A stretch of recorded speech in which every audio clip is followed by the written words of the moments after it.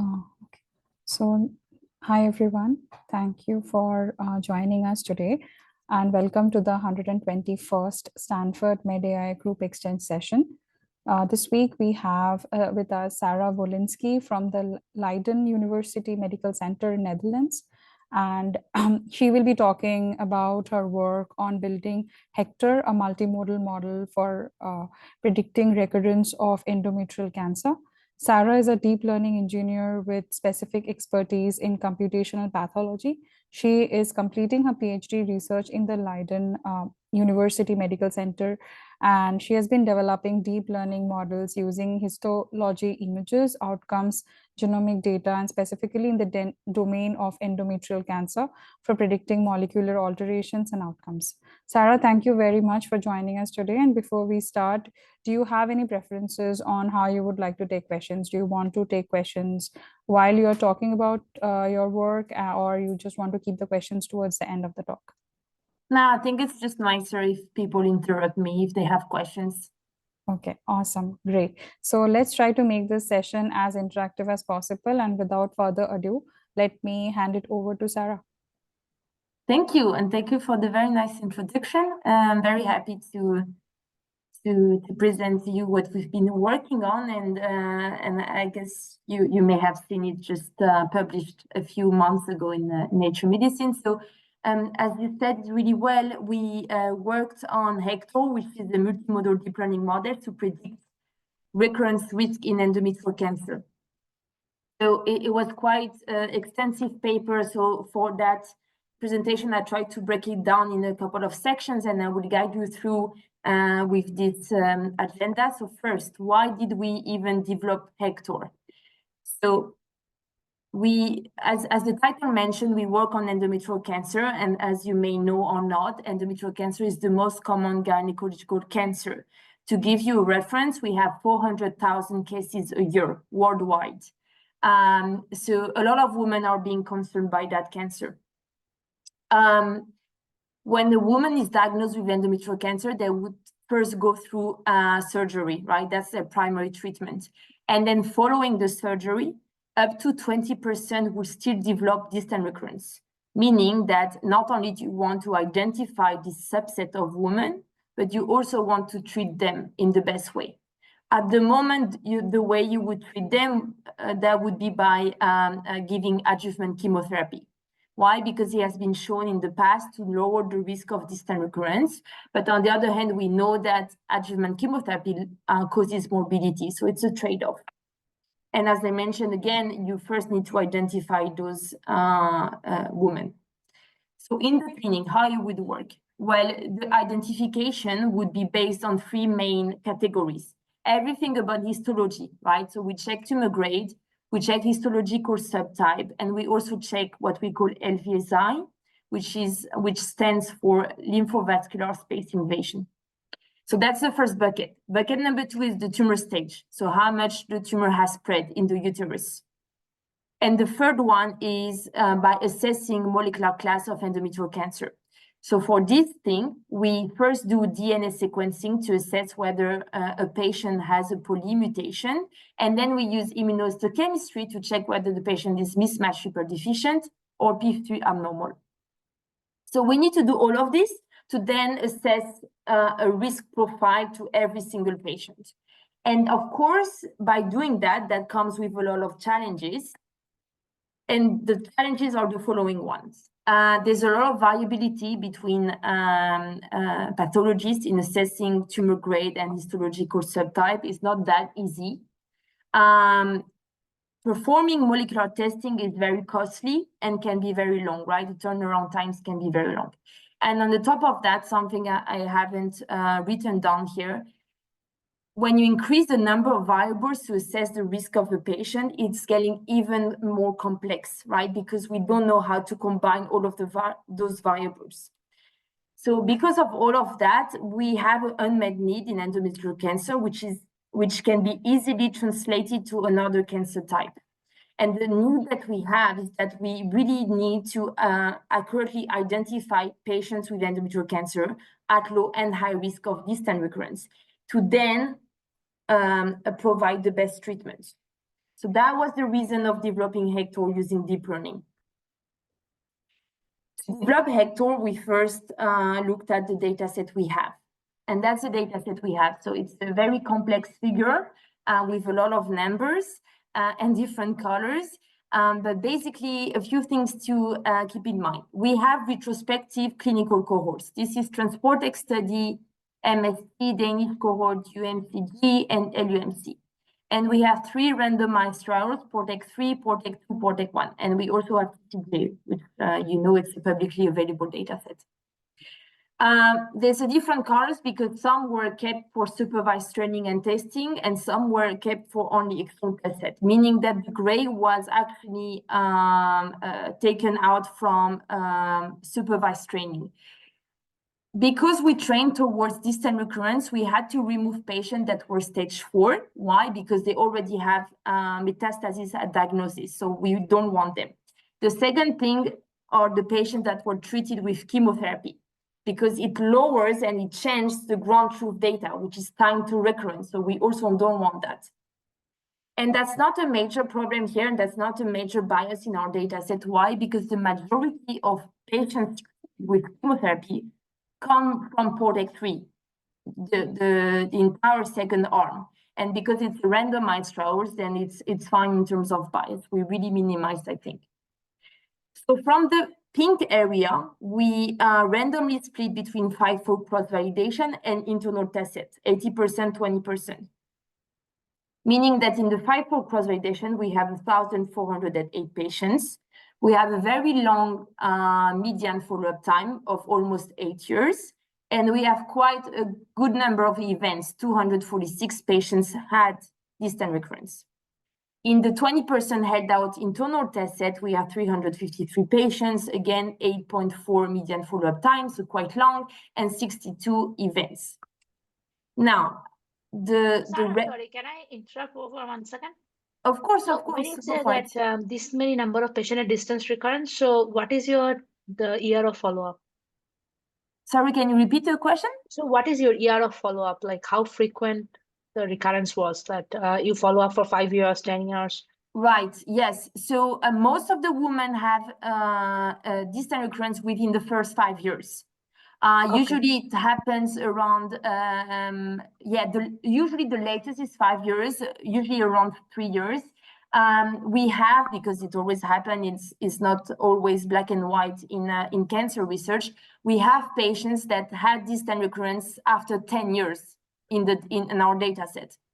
So you didn't distinguish between short-term recurrence and long-term recurrence. Exactly, and we didn't bound any time. So we took the entire time frame and we just took the time to distant recurrence. Okay. I can also tell you already that when we got the results and when we checked the test set, we couldn't see if any mistakes. We couldn't see any major difference between whether the distant recurrence would happen very shortly after diagnosis or very in a long time after diagnosis. So there was no reason to believe it would make a difference. And also from the biological perspective, there's no research that shows that they are different. So that's why we didn't make any distinction in our development. So we have internal test set, that's great, but we also had the chance to hold out 2 external test sets, one from one hospital in the Netherlands, UMCG, and one from our own hospital, LUMC. The major difference, first of all, one thing about those 2 external test sets, both of them represent a population-based cohort. That's really all of the patients that were diagnosed and treated in those 2 hospitals. So that's number 1. Number 2, in the LUMC external test set, it's a bit different because we have 3 images per patient from a different tumor block. So that external test set represents even better what we would have in a diagnostic workflow with more than 1 image per, more than 1 tumor slide per patient.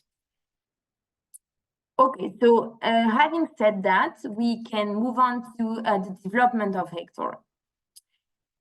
So as I mentioned, what we built and what we wanted to build is a deep learning model that can predict risk of distant recurrence for any patients with endometrial cancer. And the input data, or at least the main input data at the beginning, was H&E-stained tumor slide, right? So that's what we can see here. Now, in terms of the deep learning models we use for our baseline was attention meal. That's what we got here for the baseline.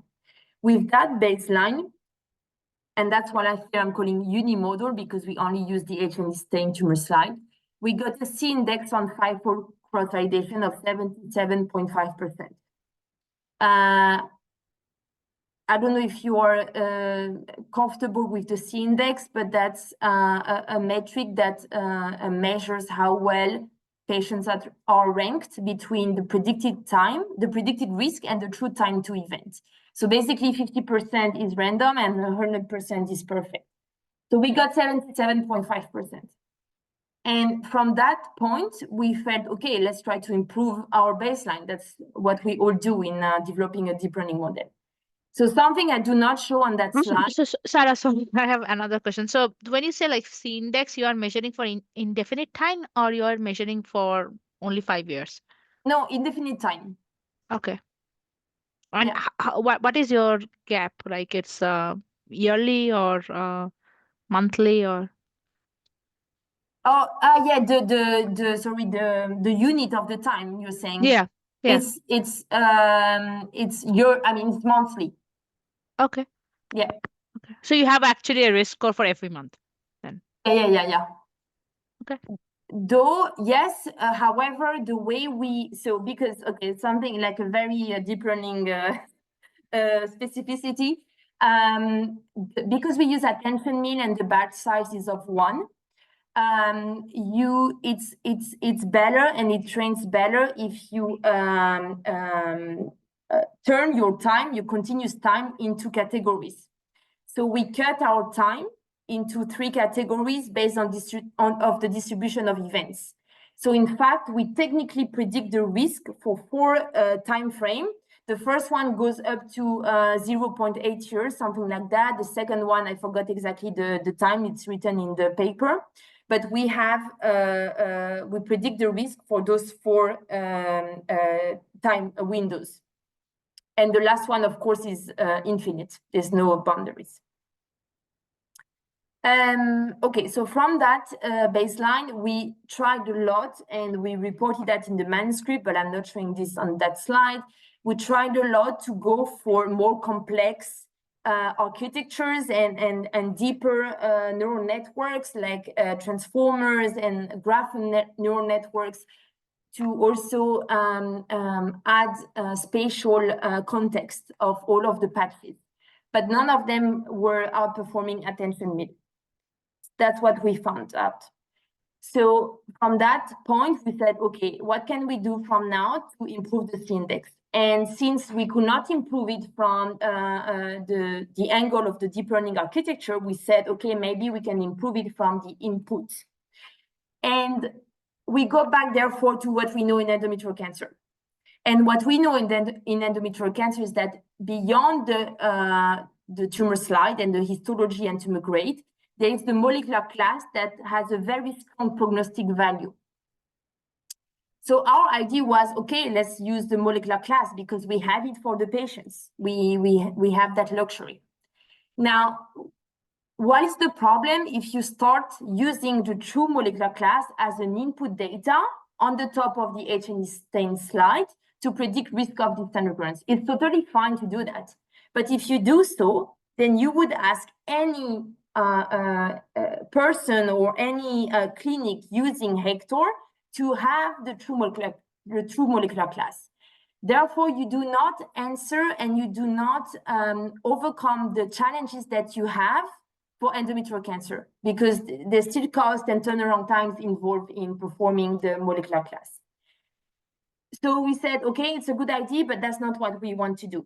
But instead, 2 years ago, something like this, we already published a model that we called IM4MEC that can predict the molecular class from the H&E-stained tumor slide. So instead of using this, we use we plug in the other deep learning model, IM4MEC, that derives the image-based predicted molecular class from the image, and they can use those two prognostic information, fuse them, and then predict the risk of distant recurrence. That was our idea. So that's what we've done. And by doing that, which is now, that's what I'm calling this now 2-arm, because it's one input, but there's 2 arms. We managed to push nicely the C-index to 78.2%.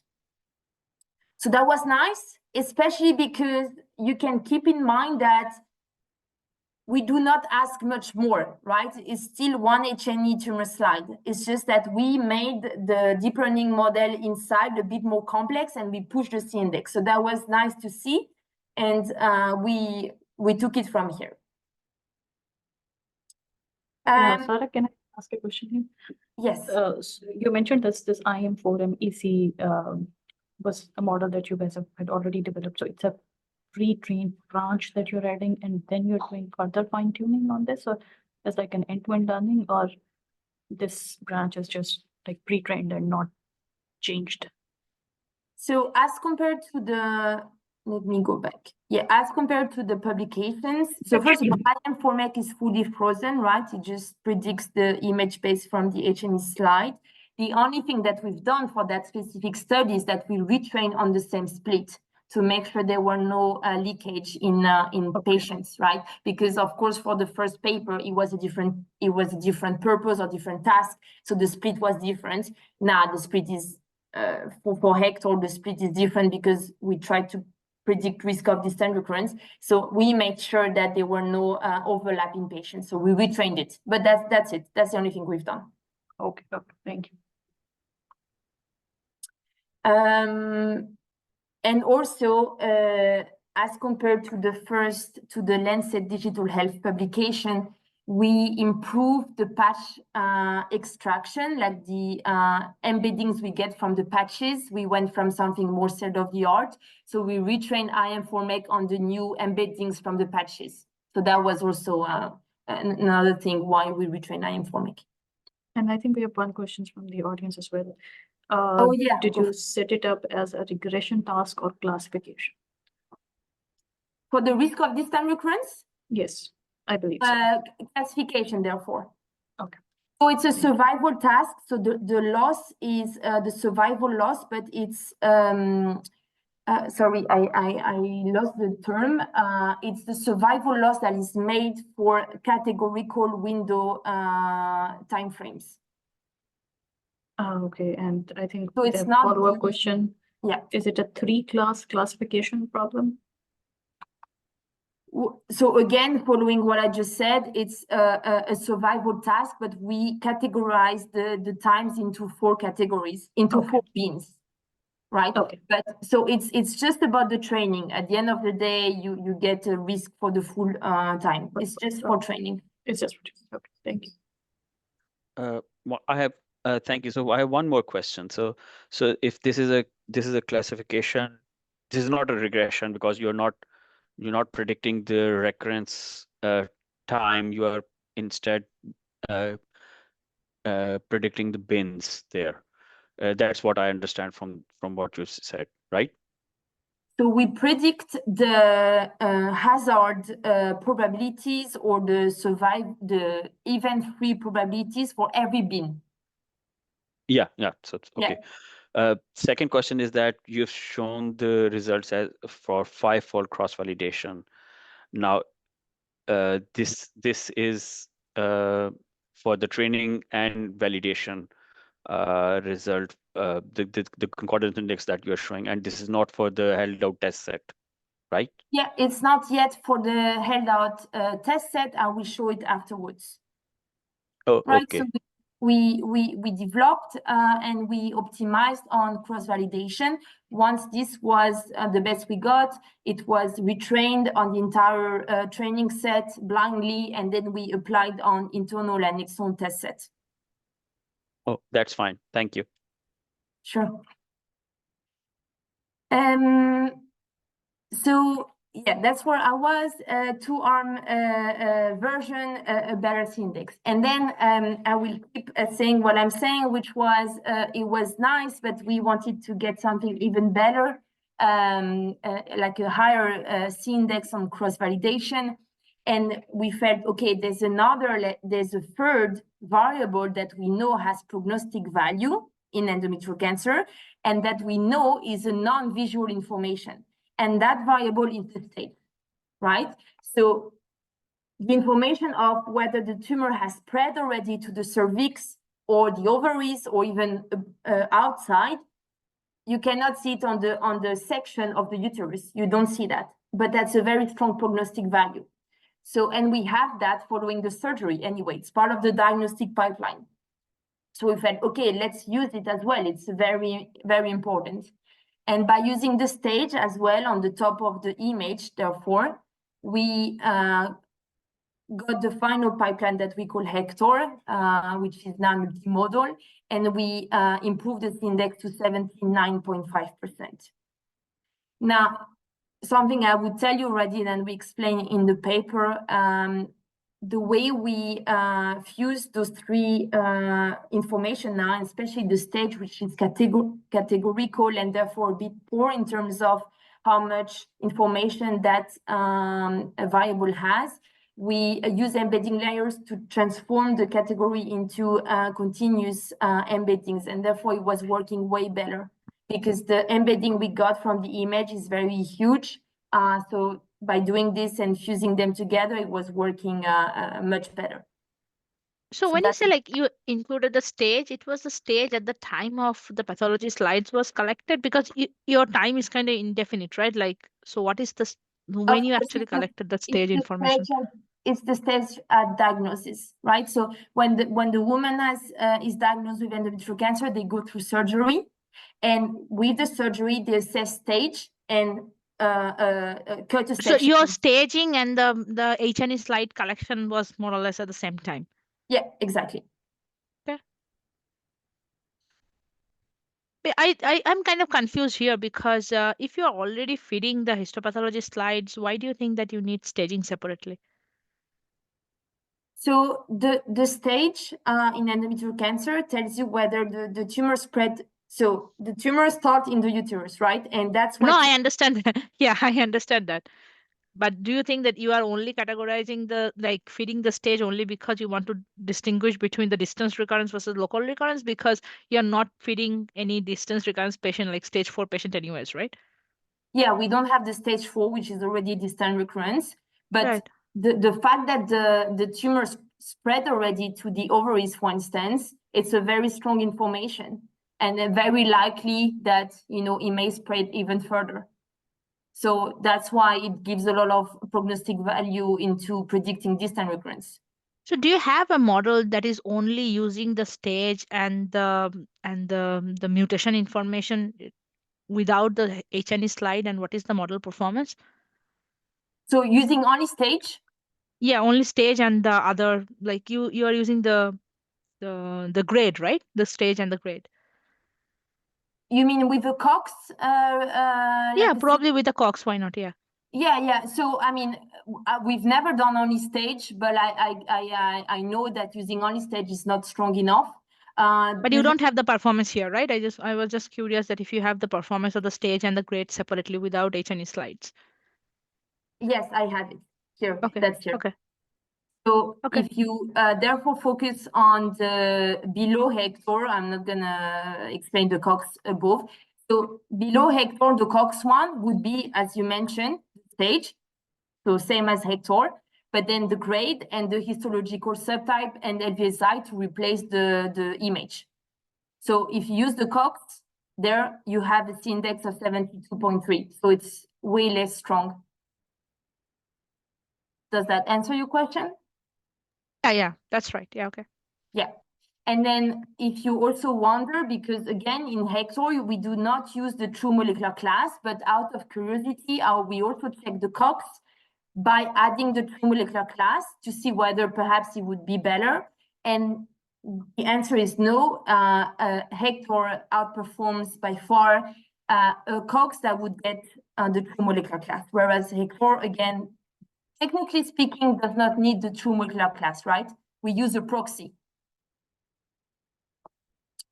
So that was the development phase. And then, okay, so that's the very specificity, but I'm not sure. I think I will also highlighted the main important things. So I'm just gonna move on. For the person who has questions about the binning the time, that's why you see such curve like of probabilities. That's why you see like flat, that's because we bin the time frame. Okay, so now we indeed have our best model, and we moved on to the test set. We were into cross-validation, and now we move on to the internal test set. So in the internal test set, we got a C-index of 78.9%. And then we also plot the Kaplan Meier curves stratified by HECTOR groups, predicted HECTOR groups, right? So HECTOR provides probabilities over time, but then if you integrate the probabilities over time, you get easily a risk, right? A continuous risk score, which then you can bin into 3 categories to make HECTOR low, HECTOR intermediate, HECTOR high. So that's how you get the 3 categories. So we checked the stratification by the predicted categories in the internal test set, and we saw that very nice stratification in which all of the patients predicted HECTOR low risk in the blue have a very good outcome. And on the other edge, patients predicting HECTOR high risk in the red have a poor distant recurrence-free probability. Okay, now we also have the UMCD exon test set in which we reported C-index and everything, but I did not put that here again because I think it's very redundant. So I just moved to the LUMC exon test set. In the LUMC exon test set, it's a bit different because we have 3 tumor blocks, right? 3 images per patient. So the way we calculate the C-index is a bit different. And in fact, our interest was to understand whether it may change or not the result and the performance if you choose one slide or another. So here you see a density that shows the range of C-index by choosing randomly one image for each patient. And we repeat that experiment 1,000 times, and that's what you get, 1,000 different C-index, and that's how you get the range, the density. So, right, so we can see by randomly selecting one image blindly per each patient, we get a range between 77% to 82.5%. The next questions was, okay, what happens now if you select randomly 2 images per patient? And that's the yellow density. So by selecting 2 blindly and randomly whole slide images per case, you manage to shrink that range, right? So there's less variability, and you move the median to the right. So you get a better C-index. Finally, if you use the entire cohort, which is up to 3 whole slide images per case, you have at best a C-index of 81.5%.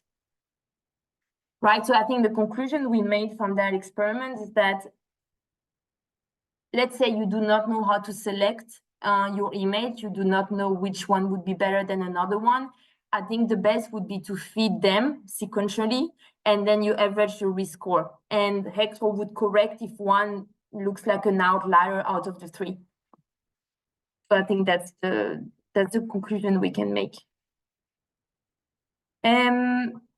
So similarly to the internal test set, we plotted the distant recurrence-free probability over time. Here, the time is up to 5 years because the cohort is has a bit shorter follow-up time. But regardless of that, we see the same stratification. HECTOR low risk patients have a very good outcome, very flat, and HECTOR high risk patients have a poor probability. Okay, so now following the performance, I guess a big part of the research was to compare that performance with what we know, right? With the clinical data that we have. So that's what we've worked on. If you have questions, feel free to stop me. I saw someone unmuted himself, but just you can just stop me. So here you see a forest plot that shows the hazard ratio, so the prognostic value of all variables that we would use in the clinic to assess the risk of a patient. So we would use anything that we see on the slide. So grade 3 endometrioid, that's the number one. You would also use whether it's non-endometrioid. So it's just histological subtype, just forget about that. It's just histological subtype and grade. We would use whether we see LVSI. Then we would use the stage. And finally, you would use the molecular class. And we also check with the age. It's not, in fact, it's not being used and it doesn't have prognostic value, but we just checked. So that tells you that all of those variables beside MMRD has some strong prognostic value to assess the risk of a patient. So the question we had was, are those variables still relevant when you use HECTOR? Do I still need them, and do they still bring some prognostic value if you have HECTOR? So to answer those questions, you can look at now the red dots, which is the same plot when you use HECTOR. So HECTOR has a very strong prognostic value. And what's very interesting is that all of the variables that we talked about, they lose their prognostic relevance or prognostic value when you use HECTOR. Beside, I agree, stage 3, which is a bit borderline. Meaning that if you want to assess the risk of distant recurrence and you have HECTOR, technically speaking, you would not need to add any other variables that you see here to have a better prediction. That's enough. HECTOR is enough. Another way of looking at those data, but that's the same answer, but it's just another way of looking at this data. We combine all of those clinical pathological variables into one risk score that we call clinical, and we did the same analysis, so multivariable analysis between HECTOR and the clinical one, and that's the same answer. HECTOR completely outperforms the clinical variable combined into one. So we arrive to the same conclusion and outcomes. No questions so far? Okay, so I can move on. The third part was now we want to, okay, apparently HECTOR works quite well, and we want, of course, to understand a bit more the predictions, whether we can relate to them, whether we can trust them, and so on. So we worked along on sort of, explainability analysis and trying to understand the if we find any correlates with the predictions. So the first thing we've checked is whether the predictions of HECTOR are highly correlated with variables that we know being associated with worse outcome, right? So here you see a graph where every point is a patient from the internal test set, and they are ranked between predicted HECTOR low risk at the bottom left to predicted HECTOR high risk at the top right. And below it's a heat map. And we will show, you can see first the endpoint, but then we show all of the histological and stage and LVSI variables. And then we show all of the molecular variables that we have. So I'm gonna be quick on that because I think it's quite visual. The first thing we've seen, sorry, it's not what I wanted to do. We see clearly high correlations between, let's say, more aggressive histological subtype, right, as you can see on the right, and HECTOR high risk, which makes sense. Same, higher tumor grade is highly correlated with HECTOR high risk. Same for the stage and same for the LVSI. So far, so good. Everything is in line with domain expertise. Now, for the molecular part, we see same, like a high correlation with patients being P3 abnormal, which we know is very,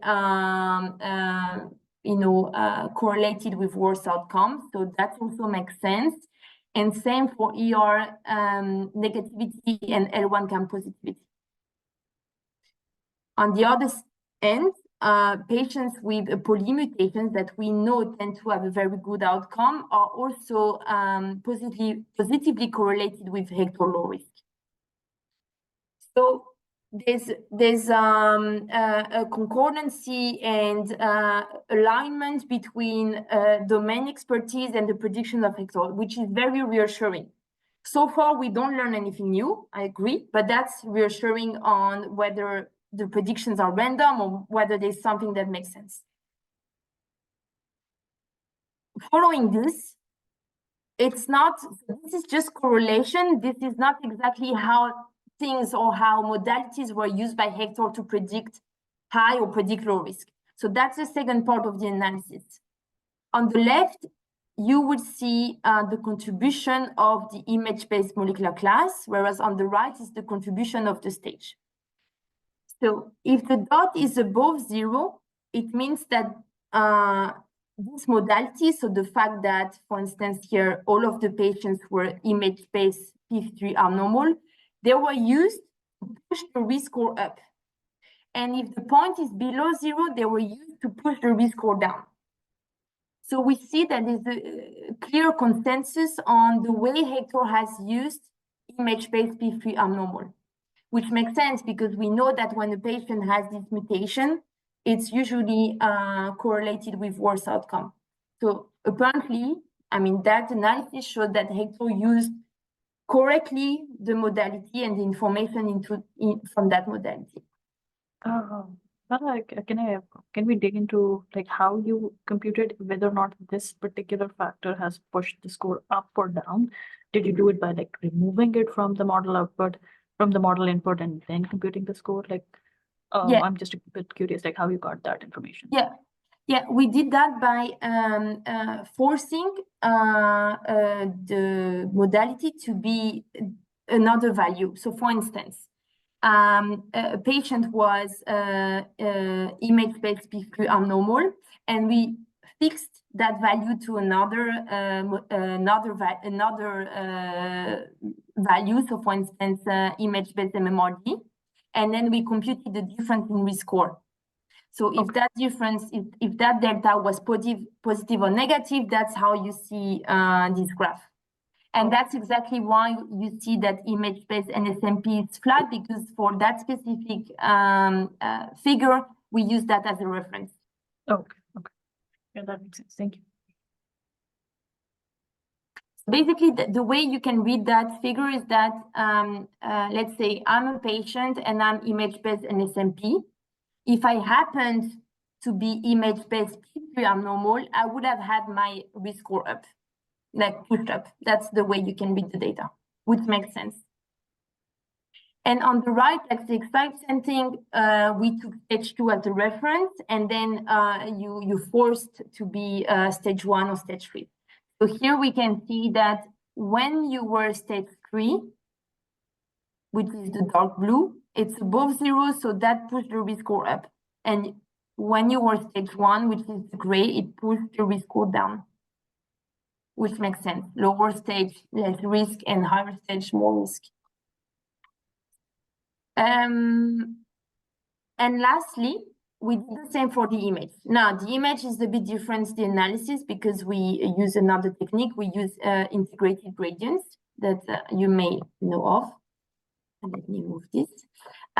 So we took all of the images, all of the H&E images, and we overlaid on the top the heat map that does not show the attention, but shows the integrating gradient scores, okay, normalized within each patient.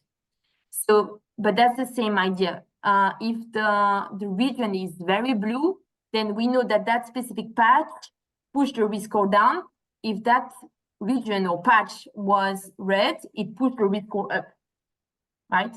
And then at the end, the way the full score or the full score is being predicted by HECTOR is, of course, a mix of all of those regions, a mix of the stage, and a mix of the image-based molecular class. But at least from the image perspective, we can retrieve all of those regions that were highly correlated with high risk and highly correlated with low risk. So that's what we have done.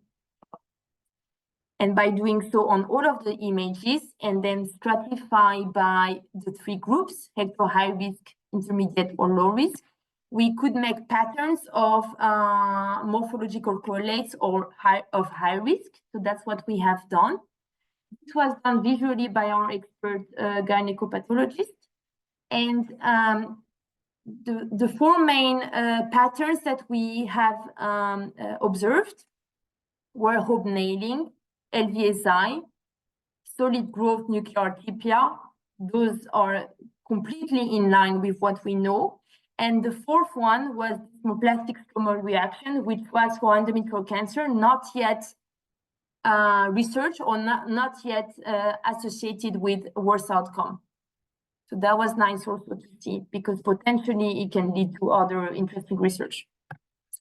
And for the low risk side, we've done the same. Oops, sorry.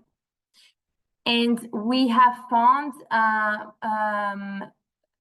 features decreasing the risk score, being smooth luminal borders, lymphocytes, intraepithelial neutrophils, and inflamed stroma.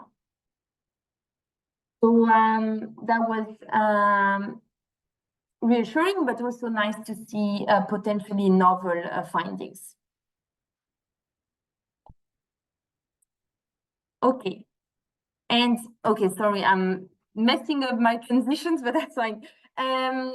One thing that you may be critical about is that this is just observation, visual observation, and nothing was objectified. I take that critique, which is what we have tried to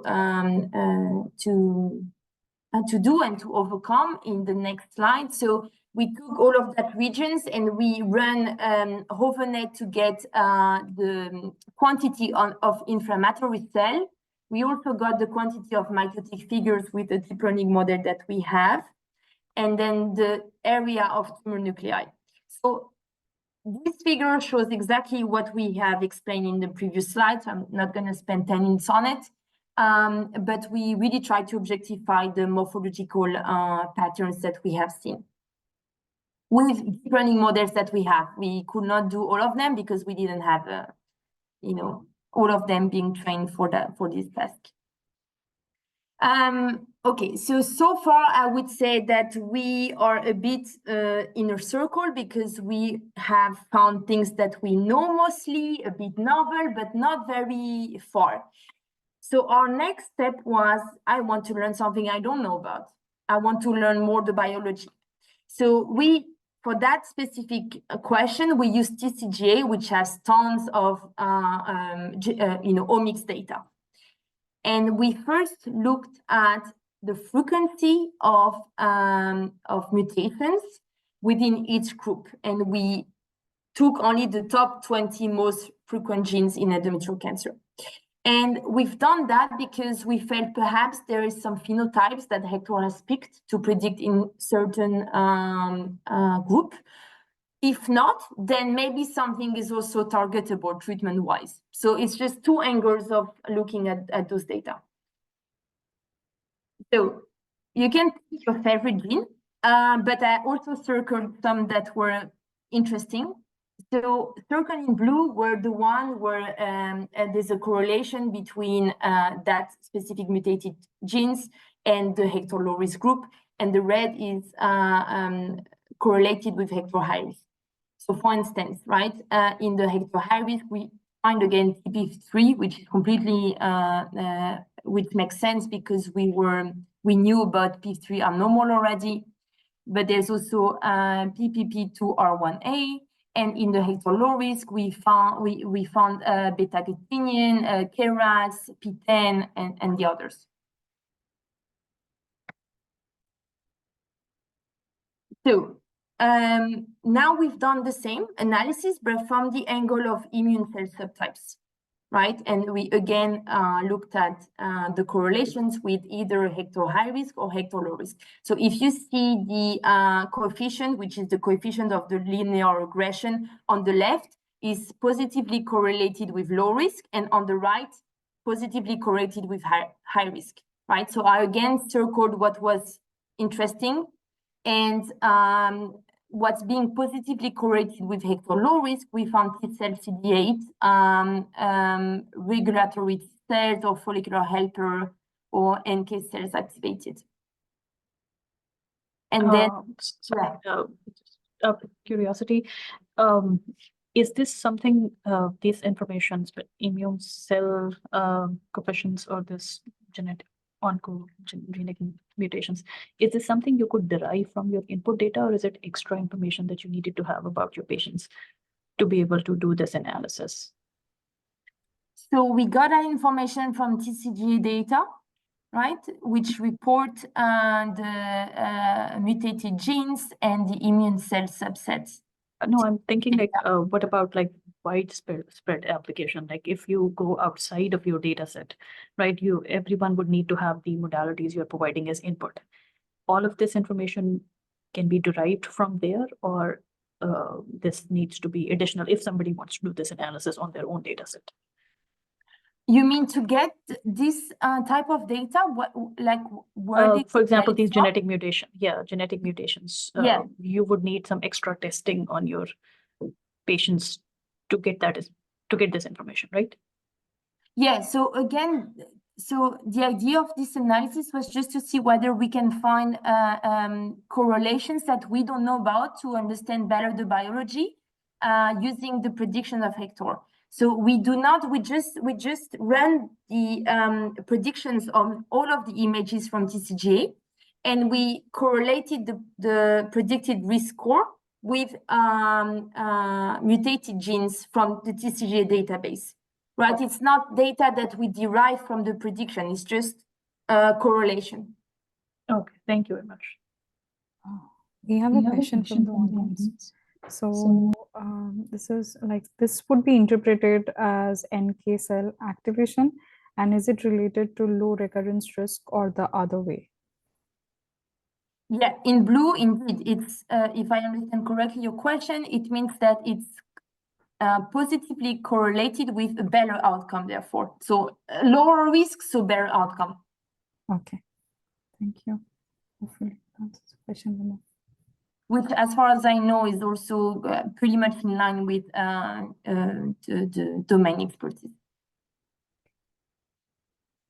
And the third analysis that we've done, again, using TCGA, which was looking into gene expression this time, right? So it's the same idea. On the left, is the genes that are overexpressed in HECTOR low risk, and on the right, overexpressed in HECTOR high risk. So for instance, we have found that Claudin-6 or L1CAM was overexpressed in HECTOR high risk. Claudin-6 being known already to be correlated with worse outcome in other cancers. So that was also a nice finding. And on the left, it's we found OGP1, which is gene overexpressed for hormone signaling. Let me take the time. Okay, it's I'm running out of time, but I hope I have time to talk about the last analysis, which is super nice. So the last question we had was, okay, so HECTOR can pretty much predict nicely risk of distant recurrence. Now, as a clinician, what I really care about is how I can treat that patient, given that it would be predicted HECTOR high risk. So the question we had was whether or not HECTOR can also help and support treatment decision-making and predict the best treatment for patients. So for that analysis, we use the randomized trials that we had, PROTECT-3, which had 660 patients when at the time of the trial, but we had only 442 with an image. Those patients were either allocated with radiotherapy, EBRT, or EBRT plus chemotherapy. And to give you a baseline, on the right, you can see the treatment benefit on that entire trial. So that gives you already how much benefit this entire population so-called high risk at that time, benefit from chemotherapy.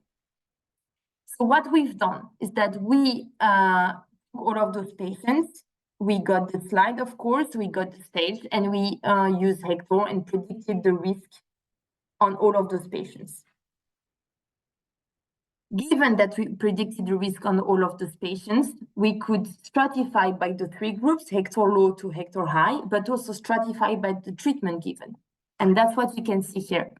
So on the left, you have all of the patients predicted HECTOR low risk. Not only they have a good outcome, but also you can see that the addition of chemotherapy did not benefit any of them. In the middle, you can see all of the patients predicted HECTOR intermediate risk. They have intermediate outcome and no benefit of adjuvant chemotherapy.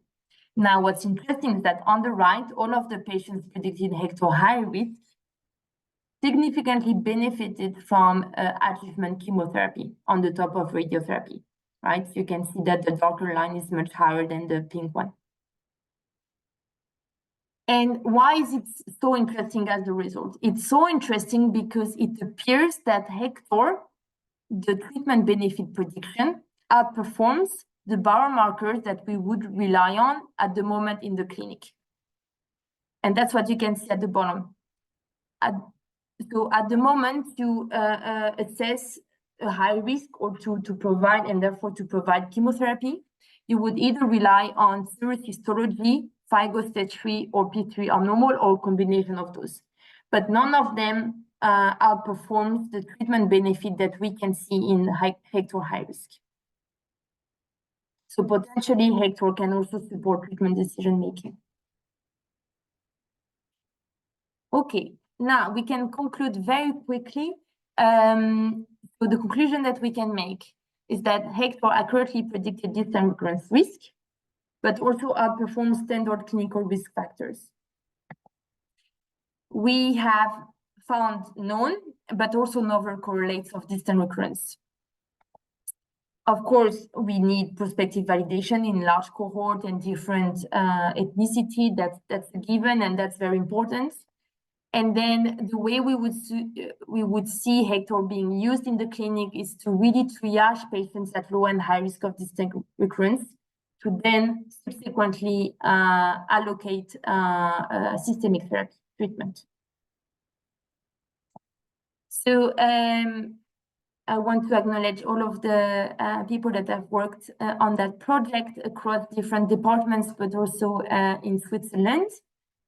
And I'm happy to take any more questions if you have some. We have 5 more minutes. All right. Thank you so much, Sarah. And I would really request our audience to give a virtual round of applause. And it was a really nice talk, and you've done a lot of experiments. So yeah, so any more questions from the audience?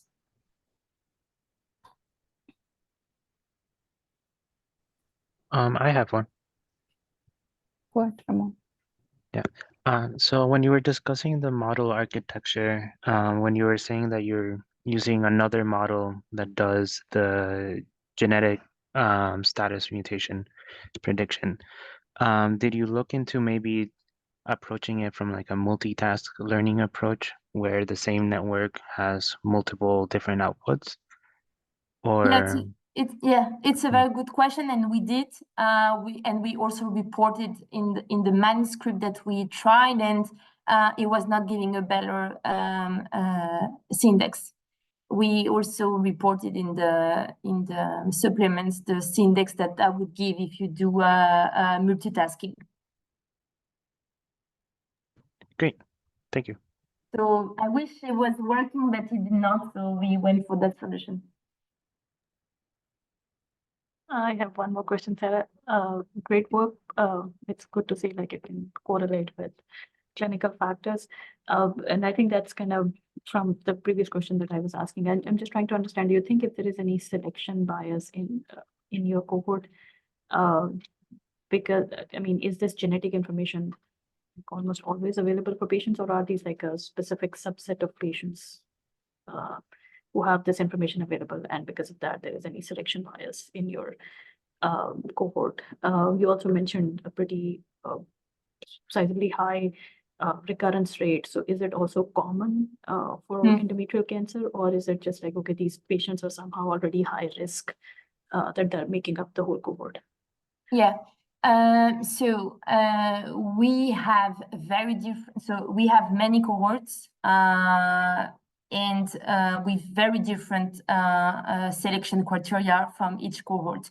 We've had high risk, and we have low risk, and we've had intermediate risk. In fact, we maybe in the training only, we tend to have maybe a bit more high-risk patients than what you would have in a population-based cohort. But that's not so bad. Why? Because distant recurrence is still rare, right? Only 20%.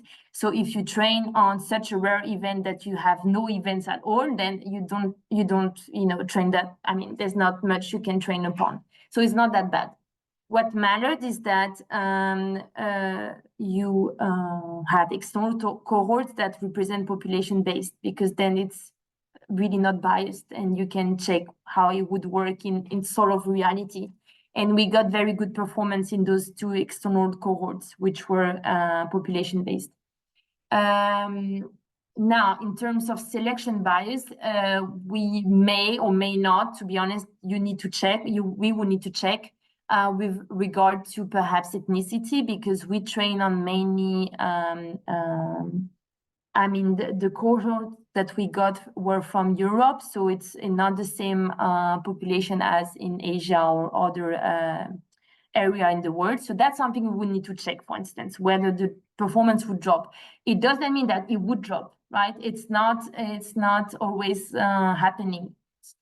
With regard to the genetic bias, I don't think there is a genetic bias, because if we look at the distribution of those molecular class across an entire cohort, this is in line with all of the publication. We have something like 10 to 20% for poly.